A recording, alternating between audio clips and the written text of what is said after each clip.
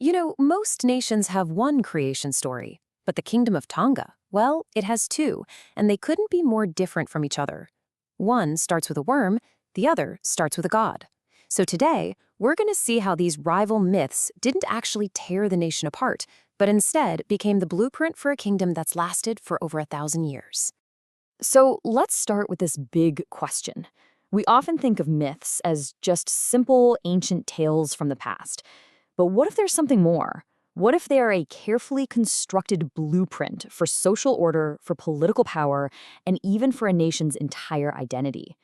Well, in Tonga, that's exactly what we find. All right, so our journey begins not in some celestial palace up in the sky, but right down on the ground with a story that establishes the origins of the Tongan people. So the story goes like this. The high god Tangaloa Iki sends his son down to the island of Ata. Now, this son takes the form of a plover, a type of bird, and he drops a single seed. From that one seed, a massive creeper vine grows, eventually covering the whole island. Then, following instructions, the plover pecks at a rotten branch and out crawls this giant worm, and that is the very first form of life. Okay, and this is where things get really, really interesting.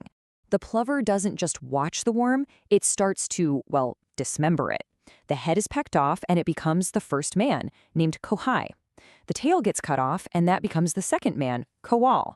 And a little piece that's left over becomes the third man, Momo. From this one single earthy worm, the first commoners of Tonga are born. Now, get this. The names of these first men aren't just random names. They're basically a social commentary baked right into the myth. Kohai literally means, who is it? Which suggests confusion, a lack of identity. Then you have Ko'au, which means I am. You can see a sense of self just starting to develop there. And finally, Momo means fragment, representing the collective, kind of fragmented masses.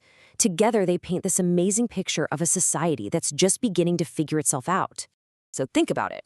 If everyone came from the same worm, then nobody could really claim to be better than anyone else, right? This created a perfectly egalitarian society.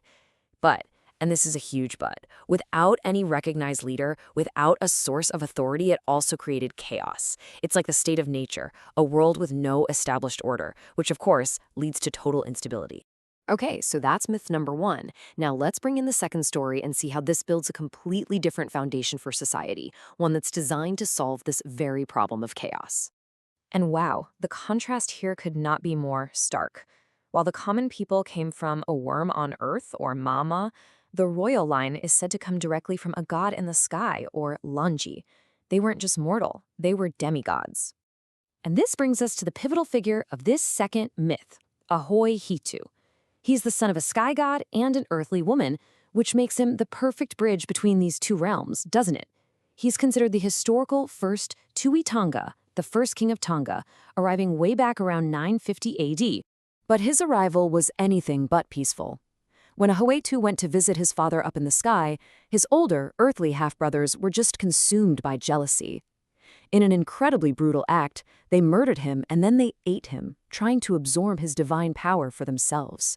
But this is the moment of divine intervention that changes absolutely everything.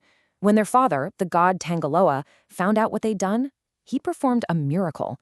In his own words, he ordered them to vomit him out, and then he brought his son back to life. You see, this wasn't just a resurrection. This was the forging of a brand new political order. Ahoetu was sent back to Earth as the first king, and his murderous brothers, they were sent with him.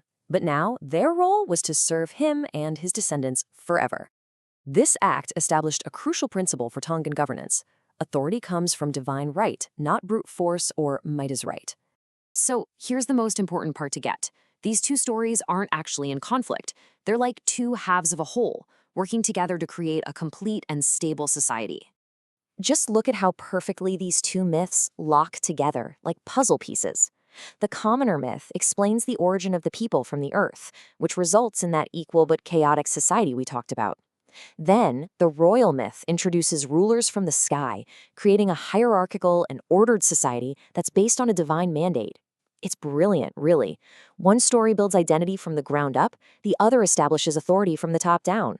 And what these myths do is establish two really distinct kinds of power. The first is mafai, which you can think of as social authority. This is the inherent standing that everyone in the society has, and it's rooted in that first story, the creation from the earth.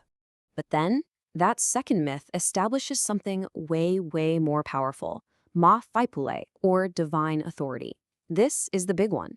It's the unquestionable, sacred right to rule that belongs only to the king, passed down directly from the gods through the line of Ahuitu. So you have to ask, why has this dual myth system been so successful? Why has it endured for centuries? Well, the answer lies in its really elegant design. To put it simply, these stories work together to create a comprehensive social charter. The first myth gives every commoner a sense of shared origin and inherent worth. They are the people of the land. And the second myth provides a crystal clear, sacred justification for why the monarchy has the right to rule over them.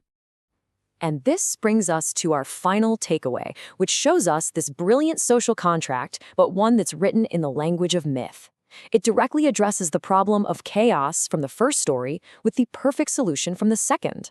It acknowledges the value and identity of the people while cementing the authority of the leadership, creating a balance that has fostered remarkable stability for over a millennium. And that really leaves us with one final thought to chew on. The Tongan example shows just how powerful stories can be in shaping an entire nation. And it kind of makes you wonder, doesn't it? What are the foundational stories, the modern myths, if you will, that defined our own societies and justify the structures that govern our lives today?